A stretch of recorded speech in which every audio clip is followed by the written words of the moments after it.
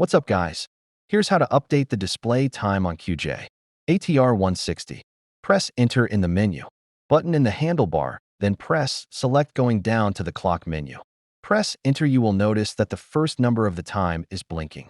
Press Select to change it to the desired value, then press Enter when done, and the blinking will stop. Toggle Enter and select for the next value until you finish. I repeated the procedure in the video so that you can catch up, and the final time is 7:43 a.m. Synchronizing with my watch. Thank you for watching, and like, comments, share, follow, or subscribe is appreciated.